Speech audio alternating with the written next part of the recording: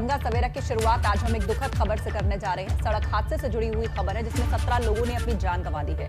कानपुर से खबर आई है, सड़क हादसे में 17 लोगों की मौत हो गई है। सचेंडी थाना क्षेत्र में यह एक्सीडेंट हुआ है। लखनऊ से दिल्ली जा रही निजी बस और टेम्पो के बीच में भीषण टक्कर हो गई। गंभीर रूप से घायल 4 लोगों को हालट अस्पताल में इलाज के लिए भर्ती करवाया गया है। सीएम योगी ने हादसे पर दुख जताया है। लखनऊ से दिल्ली जा रही निजी बस और टेम्पो के बीच में टक्कर हो गई जिसमें 17 लोग मारे गए हैं। 4 लोगों का हालट अस्पताल में इलाज चल रहा है। चारों घायल हैं और कई की हालत इसमें गंभीर भी बनी हुई है। सचेंडी थाना क्षेत्र में ये सड़क हादसा हुआ है। ये बस लखनऊ से दिल्ली के लिए निकली थी लेकिन बीच रास्ते में हादसे का शिकार हो गई। एक टेम्पो के साथ इसकी जबरदस्त टक्कर हो गई। 2 तस्वीरें आपको दिखा रहे हैं, एक तरफ घटनास्थल की तस्वीरें जो विचलित कर सकती हैं और दूसरी तरफ सीएम योगी ने हादसे पर दुख जताया है और घायलों का बेहतर इलाज हो इसके निर्देश दिए गए हैं। सीएम योगी ने हादसे पर दुख जताया। सचेंडी थाना क्षेत्र में भीषण सड़क हादसा हुआ है जिसमें 17 लोगों की जान चली गई है। लखनऊ से एक पैसेंजर बस निकली देश की राजधानी दिल्ली के लिए, लेकिन कानपुर के सचेंडी थाना इलाके में जाकर वो हादसे का शिकार हो गई। एक टेम्पो के साथ उसकी भीषण टक्कर हुई, 17 लोगों की मौत हो गई। 6 तस्वीरों से पूरी खबर आपको समझाते हैं। सड़क हादसे में 17 लोगों की मौत हो गई है। मृतकों के नामों की लिस्ट है जो प्रशासन ने जारी की है। पूरा जो टेम्पो है जिसके साथ बस की टक्कर हुई थी, देखिए किस तरह मलबे में तब्दील हो चुका है। हादसे के बाद बस पलट गई है। टक्कर का अंदाजा लगाइए कितनी जबरदस्त रही होगी। मौके पर फौरन राहत बचाव कार्य शुरू किया गया। घायलों को अस्पताल पहुंचाया गया। हैलट अस्पताल में 4 घायलों का इलाज चल रहा है और कई की हालत उसमें गंभीर बताई जा रही है। मौके पर सांसद देवेंद्र सिंह भोले भी पहुंचे। एक्सीडेंट साइट पर वो भी पहुंचे। उन्होंने प्रत्यक्षदर्शियों से बातचीत की और प्रशासनिक अधिकारियों से पूरे हादसे की डिटेल्स। कानपुर हादसे की 6 तस्वीरें आपने देखी, पूरी कहानी समझी। कानपुर हादसे पर प्रधानमंत्री नरेंद्र मोदी ने भी दुख जताया और मृतकों के परिवार वालों को 2-2 लाख रुपए मुआवजे का ऐलान किया गया है। ये एक अहम और बड़ी खबर और इस खबर से जुड़ा बड़ा अपडेट भी। घायलों को 50-50 हजार रुपए देने का ऐलान किया गया है। एक ट्वीट किया है, प्रधानमंत्री ने ट्वीट किया है। उन्होंने लिखा, कानपुर में हुई सड़क दुर्घटना अत्यंत दुखद है। इस हादसे में कई लोगों को अपनी जान गंवानी पड़ी है। मैं उनके परिजनों के प्रति अपनी संवेदना व्यक्त करता हूं, साथ ही घायलों के जल्द से जल्द स्वस्थ होने की कामना करता हूं। प्रधानमंत्री नरेंद्र मोदी ने भी दुख व्यक्त किया है। पीएमओ की तरफ से ट्वीट किया गया। प्रधानमंत्री के साथ साथ गृह मंत्री अमित शाह ने भी ट्वीट किया। कानपुर हादसे पर दुख जताया। अमित शाह ने लिखा कि उत्तर प्रदेश के कानपुर में हुआ सड़क हादसा अत्यंत दुखद है। इसमें जान गंवाने वाले लोगों के परिजनों के प्रति अपनी संवेदना व्यक्त करता हूं। ईश्वर उन्हें ये दुख सहने की शक्ति दे। घायलों के शीघ्र ही स्वस्थ होने की कामना करता हूं। प्रधानमंत्री के बाद गृहमंत्री अमित शाह ने भी ट्वीट किया और ट्वीट करके उन्होंने भी दुख प्रकट किया, संवेदनाएं व्यक्त की मृतकों के परिजनों के प्रति और इस मुश्किल वक्त में, इस दुख की घड़ी में ईश्वर से प्रार्थना की कि उनको शक्ति प्रदान करे। सड़क हादसा जो कानपुर में हुआ इसमें 17 लोगों की मौत हुई। ये 6 तस्वीरें हैं पूरे के पूरे हादसे की।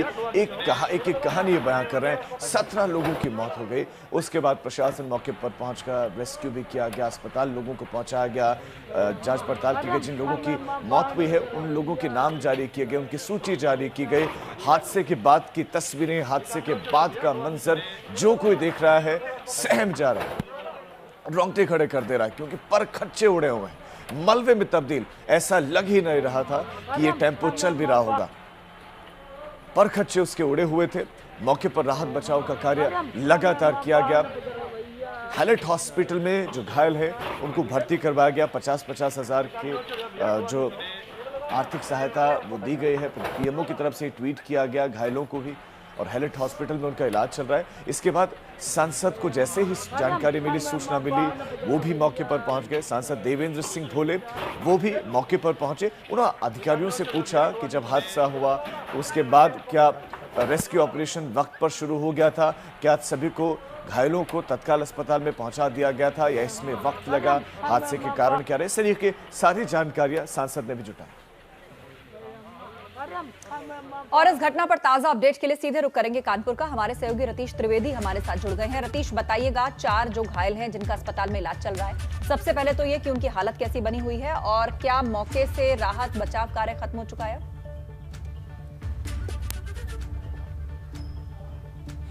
देखिए, अगर घायलों की बात की जाए तो 4 घायलों का इलाज देर रात से चल रहा है। इसमें एक घायल की जो हालत है वो थोड़ी गंभीर है, क्योंकि उसके एक भाई की मौत हो चुकी है और उसको भी पेट में और कंधे में काफ़ी ज़्यादा चोटें आई हैं, काफ़ी ज़्यादा गंभीर इंजरीज़ हैं। तो ये बताया जा रहा है, जो डॉक्टर से भी कुछ देर पहले हमारी बात हुई थी, उसकी हालत काफ़ी गंभीर है। डॉक्टर्स पूरा प्रयास कर रहे हैं उसे बचाने के लिए। 17 लोगों की मौत हुई है। कानपुर के सचेंडी थाना क्षेत्र के अंतर्गत किसान नगर पड़ता है, वहाँ पर गदनखेड़ा गांव है। ठीक उसके सामने ही सचेंडी थाने के पहले ये हादसा हुआ है। और इसमें बता दें सबसे पहले कि जो बस चालक था, जो टूरिस्ट बस थी, उसके बस चालक पर यह आरोप लगा है, जो बस चालक ने कानपुर में पेट्रोल पंप से बस में ईंधन भरवाया था और उसके बाद लेकर लिया था। शराब की बात कही जा रही है कि बस चालक ने शराब पी थी और शराब पीने के बाद रैश ड्राइविंग लगातार कर रहा था। लेकिन ये बात भी सामने आई है कि जो टेम्पो था वो ओवरलोडेड था और वो भी गलत दिशा में, रॉन्ग साइड में जा रहा था, जिसकी वजह से ये दुर्घटना हुई है और इसमें 17 लोगों की मौत हो गई है। तो गलती दोनों तरफ से थी। टेम्पो रॉन्ग साइड से जा रहा था और उसमें 17 सवारियाँ भरी हुई थी। बिल्कुल नियमता अगर बात की जाए तो 7 सवारियाँ होनी चाहिए, लेकिन 17 सवारियाँ बिल्कुल भरी हुई थी। और जो परिजन अब से कुछ देर पहले यहाँ पर मौजूद थे पोस्टमार्टम हाउस में, उन्होंने भी बताया कि चश्मदीदों ने उन्हें साफ तौर पे बताया है कि 17 भूसे की तरह ठूस कर सवारियों को ले जाया जाता था और ठेकेदार ऐसा कहता था। कुछ सवारियां उसमें लटक करके भी सवारी करती थी, जो बिल्कुल नियमों के खिलाफ है। शायद इसीलिए इतनी बड़ी दुर्घटना हुई है और इतनी बड़ी कैजुअलिटी हुई है कि 17 लोगों की मौत 17 लोगों की मौत हुई। रतीश, आप हमारे साथ बने रहे, मैं आपके पास लौट रहा हूँ। इस पूरे मामले पर पुलिस के अधिकारियों के भी बयान है, उन्होंने क्या कुछ कहा है वो आपको सुनाते हैं। एक बस है, अभी तक की जो जानकारी हम लोग को मिली है, एक प्राइवेट बस उन्नाव से गुजरात जा रही थी, कुछ मजदूरों को, कर्मियों को लेकर के। इस बस की एक बहुत जोरदार टक्कर हुई टेम्पो के साथ में, जिस टेम्पो में स्थानीय सवारियां कुछ जा रही थी। ये कानपुर आउटर जनपद में सचेंडी थाना क्षेत्र है, किसान नगर ब्रिटानिया फैक्ट्री के पास में ये घटना हुई। ज़्यादातर जो लोग टेम्पो में सवार थे उनको गंभीर चोटें लगी हैं और अभी तक 16 लोगों की दुर्भाग्य से मृत्यु होने की पुष्टि है। 5 लोगों का इलाज चल रहा है, बाकी लोग को जो चोटें लगी उनका भी इलाज चल रहा है। 3 व्हीलर और 3 व्हीलर के साथ जो है एक बस का दोनों का दुर्घटना हुआ है, जिसमें अब तक जो है 16 लोगों का हताहत होने की सूचना है। इसके साथ कुछ तो गंभीर हालत में बाकी सभी लोग जो बस में थे और उनसे बातचीत की जा रही है और साथ में उनका प्राथमिक उपचार भी कराया जा रहा है। तो अधिकारियों को आपने सुना और ये बयान उन्होंने उस वक्त दिए जब हादसा हुआ था, उसके तत्काल बाद ही दिए। तो उस वक्त ये आंकड़ा 16 था, अब ये आंकड़ा बढ़ गया है, 17 हो गया। 17 लोगों की मौत हो गई है इस हादसे में। हमारे संवाददाता रतीश लगातार हमारे साथ बने हुए हैं। रतीश, जिस वक्त ये हादसा हुआ उसका तत्काल बाद क्या राहत बचाव का कार्य वहां पर शुरू हो गया था? बिल्कुल, देखिए, जिस जगह हादसा हुआ है गदनखेड़ा गांव, वहाँ से सचेंडी थाना 1.5 किलोमीटर की दूरी पर है। और जैसे ही हादसा हुआ अफरा तफरी मच गई और जो मौके पर मौजूद लोग थे उन्होंने तुरंत तत्काल प्रभाव से पुलिस को इस बात की सूचना की। राहत बचाव का काम जल्द से जल्द वहाँ पे शुरू किया गया और तभी 1 घंटे के भीतर सचेंडी से हेलर अस्पताल इतनी बड़ी संख्या में लोगों को, घायलों को लेके आया गया। लेकिन जब यहाँ पर घायल पहुँचे हैं तो एक एक कर संख्या बढ़ती गई मृतकों की और वो संख्या 17 पर जाकर रुकी। यानी बड़ी संख्या में लोगों की जान चली गई इस सड़क हादसे में और 4 लोगों का अभी भी इलाज चल रहा है, जिनमें से एक व्यक्ति की हालत गंभीर बताई जा रही है। जिस व्यक्ति की हालत गंभीर है उसका भाई भी इसी दुर्घटना में मृत हो चुका है, उसकी मृत्यु हो चुकी है और परिजन काफ़ी परेशान भी हैं। काफ़ी ज़्यादा दर्दनाक स्थितियां इसलिए बनी हुई हैं क्योंकि एक ही घर के 3 बेटे इस एक्सीडेंट में मारे गए हैं। 3 जवान बेटों को खोकर पिता काफ़ी बेसुध सा है और बड़ा ही भीषण वाकई परिवार पर कहर टूट पड़ा है। मातम में कई परिवार है और एक परिवार का तो आपने जिक्र किया कि 3 बेटे एक साथ चले गए, तब से पिता होश में नहीं है, बेसुध हैं। आप नजर बनाए रखिए वहां के घटनाक्रम पर, आपसे अपडेट लेंगे रतीश। जानकारी के लिए फिलहाल आपका शुक्रिया। तो इस कानपुर हादसे पर अजय कुमार लल्लू ने भी दुख जताया है। मृतकों के परिजनों को 5-5 लाख रुपए देने की मांग सरकार से की है कि आर्थिक सहायता उनको 5 लाख रुपए की दी जाए और घायलों का उचित उपचार हो। तो कांग्रेस के प्रदेश अध्यक्ष अजय कुमार लल्लू ने इस हादसे पर दुख जताया है, अपनी संवेदना प्रकट की है और राज्य सरकार से मांग की है कि 5-5 लाख रुपए मृतकों के परिवारजनों को दिए जाएं।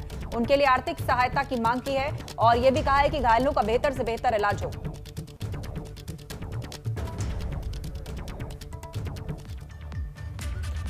हादसा मथुरा में भी हुआ है। यहां पर रफ्तार का कहर देखने को मिला। यहां पर एक तेज रफ्तार स्कॉर्पियो ने एक युवक को रौंद दिया, जिससे युवक की मौके पर ही मौत हो गई। युवक को टक्कर मारने के बाद अनियंत्रित कार भी एक पेड़ से जा टकराई। बताया जा रहा है कि कार का ड्राइवर नशे में था, जिसके चलते यह हादसा हुआ। हादसे के बाद गुस्साए ग्रामीणों ने पानीगांव रोड पर जाम लगाकर जमकर हंगामा किया। हालांकि पुलिस ने लोगों को समझाकर जाम खुलवा दिया।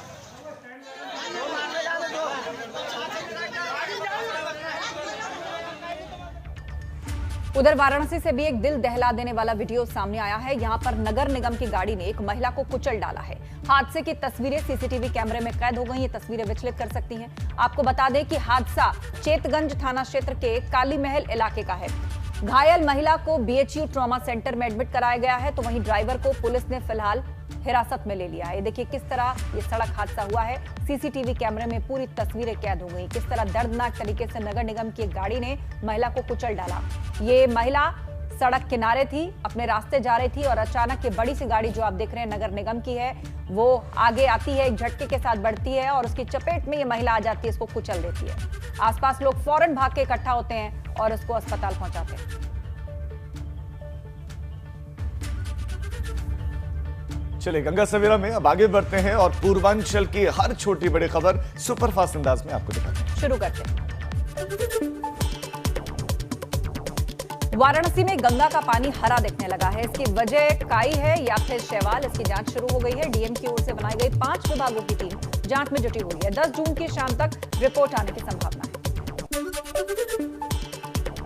मऊ में एमएलसी ए.के. शर्मा के आने के बाद विकास कार्यों में काफी तेजी आई और इसी कड़ी में जिले के बाल निकेतन रेलवे फाटक के ऊपर ओवर ब्रिज बनाने की कवायद शुरू हो गई है, जिसके लिए राजस्व और नगर पालिका की संयुक्त टीम ने रोड के आसपास की जमीन नापी और अब जमीन को कब्जे में लेने की कार्रवाई की जाएगी। गाजीपुर में स्वास्थ्य विभाग की टीम ने एक दिन में 17,000 लोगों को वैक्सीन लगाकर पहला स्थान हासिल किया है। हालांकि इस दौरान वैक्सीनेशन सेंटर पर लोगों की भीड़ लगी रही और कोविड-19 प्रोटोकॉल की धज्जियां उड़ती दिखी। आजमगढ़ में जिला महिला अस्पताल और सामुदायिक स्वास्थ्य केंद्र कोयलसा में पिंक बूथ बनाया गया है और स्पेशल विमेंस बूथ में 18 से 44 साल की महिलाओं के लिए अलग काउंटर और 45 साल से ज्यादा की उम्र की महिलाओं के लिए अलग काउंटर बनाया गया है। बलिया में अब गांव में भी वैक्सीनेशन को लेकर लोगों में काफी उत्साह है। बैरिया ब्लॉक के श्रीनगर गांव के एक स्कूल में मेडिकल टीम लोगों को टीका लगा रही है। यहां ग्रामीण वैक्सीन लगवाने पहुंच रहे हैं और दूसरे लोगों को भी वैक्सीन लगवाने के लिए प्रेरित कर रहे हैं। कोरोना महामारी से निजात पाने के लिए लोग भगवान से प्रार्थना कर रहे हैं। इसी कड़ी में चंदौली के आली नगर थाना इलाके के आलमपुर गांव में करा पूजा का आयोजन कराया गया। यहां पर ग्रामीणों ने गांव और जिले से कोरोना के खात्मे की प्रार्थना की। करा पूजा जून में हर साल होती है। बस्ती में सीएचसी मरवटिया में कोरोना जांच के नाम पर खिलवाड़ करने वाले संविदा कर्मचारी की सेवा समाप्त कर दी गई है। आरोपी संविदा कर्मी और वार्ड बॉय के खिलाफ डीएम ने केस दर्ज कराया है और उसके बाद वार्ड बॉय को जेल भेज दिया गया। वहीं लैब टेक्नीशियन को भी सस्पेंड कर दिया गया है। जौनपुर में सड़क हादसे में बीजेपी नेता संतोष सोलंकी की मौत हो गई। बताया जा रहा है कि बीजेपी नेता की कार टैंकर से टकरा गई। हादसा सराय ख्वाजा थाना इलाके के फरीदाबाद के पास हुआ था। हादसे का सीसीटीवी फुटेज भी सामने आया। गोंडा में रास्ते के विवाद में दबंगों ने मारपीट की है। दबंगों ने एक किशोरी को बुरी तरह से पीट दिया, तो वहीं बीच बचाव कराने आए परिजनों की भी पिटाई कर दी गई। मारपीट का वीडियो वायरल हो रहा है। पुलिस ने पीड़ित की शिकायत पर अब केस दर्ज कर दिया है। तो पूर्वांचल की खबरें सुपरफास्ट अंदाज में आपने देखी। कुछ और खबरों का रुख करते हैं, आगे बढ़ते हैं। और आज से यूपी के सभी जिले कोरोना कर्फ्यू से मुक्त हो गए। सिर्फ नाइट कर्फ्यू और साप्ताहिक बंदी ही अब उत्तर प्रदेश में लागू रहेगी। तो शाम 7 बजे से सुबह 7 बजे तक कोविड कर्फ्यू लागू रहेगा। नोएडा, लखनऊ में दोबारा पटरी पर दौड़ेगी मेट्रो। वीकडेज पर मेट्रो चलेगी तो सिर्फ वीकडेज पर ही मेट्रो चलेगी और वीकेंड में कोविड कर्फ्यू जो है लागू रहेगा। लिहाजा मेट्रो का संचालन वीकेंड पर यानी कि शनिवार रविवार के दिन नहीं होगा। सोमवार से शुक्रवार तक मेट्रो का फिलहाल संचालन होगा। कोविड कर्फ्यू चूंकि लागू रहेगा, लिहाजा मेट्रो का संचालन भी बंद रहेगा। यूपी अनलॉक हो गया है, सभी जिलों में से अब कोरोना कर्फ्यू हटा दिया गया है और ये इन सभी जिलों में जो एक्टिव केसेस हैं वो 600 से कम हो गए थे। लिहाजा ये निर्णय लिया गया कि सभी जिलों को अब कोविड कर्फ्यू से मुक्त किया जाए। कोरोना की दूसरी लहर थमने के बाद कई दिनों से ठप पड़े हुए आम जनजीवन को एक बार फिर से पटरी पर लाने की कोशिश है और इसी कड़ी में आज से राजधानी लखनऊ और नोएडा से ग्रेटर नोएडा को जोड़ने वाली मेट्रो सेवाएं भी शुरू की जाएंगी। लखनऊ और नोएडा ग्रेटर नोएडा मेट्रो में आवाजाही शुरू करने से पहले जो तैयारियां हैं उसको पूरा कर लिया गया है और मेट्रो के संचालन से पहले सभी प्लेटफॉर्म्स मेट्रो के जो डब्बे हैं उनको सैनिटाइज किया गया है। देखिए किस तरह तैयारियां पूरी की गई हैं। मेट्रो के जितने कंपार्टमेंट्स हैं उनकी साफ सफाई, खासतौर पर उनका सैनिटाइजेशन वो पूरा कर लिया गया है। लखनऊ, नोएडा, ग्रेटर नोएडा इनकी मेट्रो सेवाएं शुरू होने जा रही हैं और इस दौरान कोविड नियमों से जुड़ी हुई गाइडलाइंस का पालन करना होगा। और शैलेश अरोड़ा हमारे संवाददाता खबर पर ज्यादा जानकारी के साथ जुड़ गए हैं। शैलेश, कोविड कर्फ्यू से मुक्त हो गया है लखनऊ भी, तो सुबह सुबह कैसी तस्वीरें आ रही हैं वो भी आप दर्शकों को बताएं और मेट्रो संचालन से जुड़ी हुई जानकारियां भी आपको। राजीव, देखिए अगर बात करें लॉकडाउन की, जो कोरोना कर्फ्यू था, तो 40 दिन के बाद राजधानी लखनऊ में एक नई सुबह का नज़ारा देखने को मिल रहा है। हम अपने कैमरा सहयोगी जितेंद्र से कहेंगे, तस्वीरें दिखाएंगे सीधे। पहले वो आप देख सकते हैं इस समय, क्योंकि देखिए सुबह का वक्त है, जाहिर सी बात है कि सड़कों पर सन्नाटा रहेगा। लेकिन पिछले दिनों के मुकाबले अगर हम देखें जिस तरह का कोरोना कर्फ्यू में नज़ारा था, उसके बाद गाड़ियों की चहल पहल अब यहाँ पर नज़र आने लगी है। और इसके साथ अगर बात करें तो मेट्रो जो है वो भी सुबह 7 बजे से शुरू हो गई, लेकिन फ़िलहाल क्योंकि पहला दिन है और 7 बजे जो सबसे पहली मेट्रो होती है उसमें आमतौर पर भी सन्नाटा रहता है और इस समय तो वैसे भी आज पहला दिन है जब कोरोना कर्फ्यू ख़त्म हुआ है, तो उसका भी असर है। अगर बात करें ओवरऑल राजधानी लखनऊ में जो व्यवस्थाएं की गई हैं, तो देखिए पूरे प्रदेश के लिए जो व्यवस्था है सुबह 7 बजे से लेकर और शाम को 7 बजे तक जो है सारी चीज़ें जो है वो चालू हालत में रहेंगी, यानी बाज़ार खुले रहेंगे, जो गतिविधियां हैं वो संचालित होंगी और शाम को 7 बजे से लेके अगले दिन 7 बजे तक जो है वो फिर से नाइट कर्फ्यू लागू रहेगा। इसके अलावा जो साप्ताहिक बंदी है शनिवार और रविवार को वो लागू रहेगी और साप्ताहिक बंदी के दिन जो मेट्रो का संचालन है वो भी नहीं किया जाएगा। मेट्रो को पूरी तरह से सैनिटाइज किया गया है चलाने से पहले। इसके अलावा अल्ट्रा वायलेट रेस से जो उसके कंपार्टमेंट के अंदर की अगर बात करें तो वहाँ पर अल्ट्रा वायलेट रेस से उसे विसंक्रमित करने का काम किया गया है। जो मेट्रो के डिपो है वहाँ पर इस तरह की अल्ट्रा वायलेट रेस की मशीन्स लगी हुई हैं जिनको कंपार्टमेंट में रख के सैनिटाइजेशन किया जाता है, विसंक्रमित किया जाता है। आज पहला दिन है, देखना होगा। लगातार देखिए जनता से भी अपील की गई है कि बाजार खुल रहे हैं, गतिविधियों में छूट मिल रही है संचालित होने में, लेकिन वो सोशल डिस्टेंसिंग का पालन करें, कोविड प्रोटोकॉल का पालन करें। वहीं मुख्यमंत्री की तरफ से साफ निर्देश है कि पुलिस और प्रशासन मिलकर ये सुनिश्चित करेंगे कि कहीं पर भी कोविड प्रोटोकॉल जो है उसका पालन किया जाए। ऐसा ना हो कि नियमों की धज्जियां उड़े। पुलिस को अधिक सक्रिय रहने के भी निर्देश दिए गए हैं। बिल्कुल, प्रशासन की चौकसी और मुस्तैदी काफी बढ़ जाएगी क्योंकि एकदम से अनलॉकिंग के बाद ऐसा ना हो कि लोगों का जो लापरवाह रवैया, शैलेश, जो अभी लोगों में दिखने भी लग गया है, जिन जिन जिलों में अनलॉकिंग हुई है वहां लोग लापरवाह दिख रहे हैं, तो ऐसा ना हो एक बार फिर से पिछली स्थिति में हमें धकेल दे। तो जिम्मेदारी समझनी होगी लोगों को भी और थोड़ा सख्त पेश आना होगा प्रशासन को भी। जानकारी के लिए शुक्रिया आपका। अगली खबर की ओर बढ़ते हैं। लखनऊ से अगली खबर है, सीएम योगी टीम 9 के साथ बैठक करेंगे और इस बैठक में वैक्सीन के ग्लोबल टेंडर को लेकर चर्चा होगी। केंद्र सरकार की वैक्सीनेशन की नई नीति के चलते रद्द हो सकता है ग्लोबल टेंडर। सीएम योगी आज श्रमिकों को भी आर्थिक रूप से मदद की सौगात देंगे और श्रमिकों के खातों में आज सीएम 1000 रुपए ऑनलाइन ट्रांसफर करेंगे। तो टीम 9 की बैठक में आज 2 अहम बातों पर चर्चा होने वाली है। एक तो ग्लोबल टेंडर जो यूपी अपनी तरफ से निकालने जा रहा था उसको लेकर चर्चा होगी क्योंकि नई वैक्सीन नीति के तहत केंद्र सरकार अब खुद राज्यों को वैक्सीन मुहैया कराएगी। और दूसरी अहम बात, जो श्रमिक हैं उनको आर्थिक मदद की सौगात बतौर 1000 रुपए ऑनलाइन ट्रांसफर करेंगे सीएम योगी।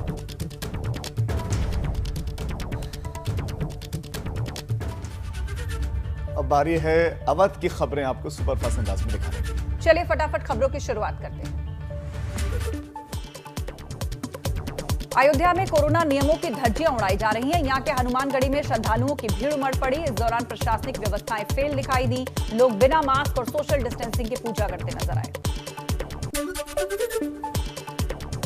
बाराबंकी में कोरोना वैक्सीन के टीकाकरण को लेकर कई गांव में अफवाह फैली है, जिसके चलते स्वास्थ्य विभाग की टीम लोगों को जागरूक करने का काम कर रही है। गांव की आशा बहु, ग्राम प्रधान और कोठीदार भी जागरूकता के काम में लगे हुए हैं। यूपी एटीएस को बड़ी कामयाबी हाथ लगी है। एटीएस ने गाजियाबाद से 2 अवैध रोहिंग्या नूर आलम और आमिर हुसैन को गिरफ्तार किया है। दोनों फर्जी कागजातों के बूते गाजियाबाद में रह रहे थे और इन पर कई दूसरे रोहिंग्याओं को अवैध रूप से यहां लाने का भी आरोप है।